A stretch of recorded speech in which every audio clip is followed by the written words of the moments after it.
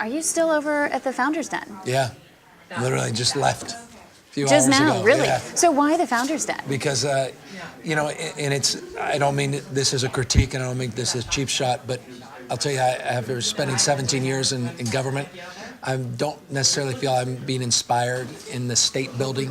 There's a familiarity when the real world exists outside of those walls, and so I wanted to get in the real world. And the real world are these startups. The real world are these small business men and women that, you know, are looking for riches and new beginnings and are willing to put it all on the line and take risks. And there's an energy with companies that are there every 6 months, coming in, coming out, announcements, good and bad, and the day-to-day travails of coming up with an idea, not putting pen literally to paper any longer, but taking that idea and translating it.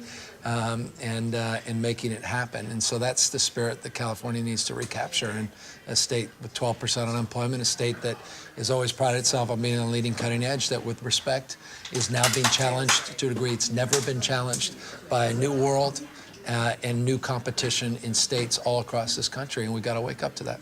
So tell me about one entrepreneur who's at the Founders Den, or someone that maybe passed through the Founders Den that truly has had an impact on you and maybe taught you something.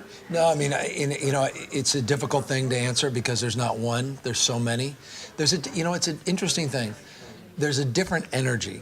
There's a different expectation. First of all, I'm the only guy who walks in with a tie, which I immediately have to remove. And I also start looking, going, is there really gray hair here? I'm like, but it's not a time of life. It's a state of mind. It's, you know, Bobby Kennedy used to talk about a quality of imagination. And, you know, I've long said California is a state of dreamers and doers, of entrepreneurs, of innovators. And at our best, we're always on the leading and cutting edge. And that leading and cutting edge is defined by innovators.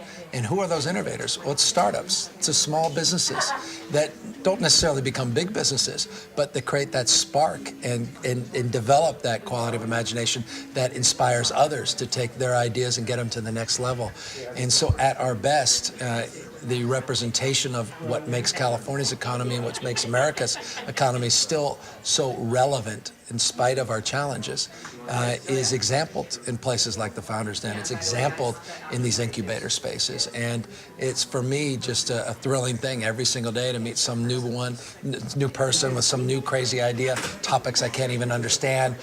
You know, I mean, cloud was something I didn't understand 3 years ago. Now I'm like, oh, cloud, I got it. But they're talking about the next phase of cloud, and here we are at Salesforce, and it's all about tomorrow. I'll tell you a little secret.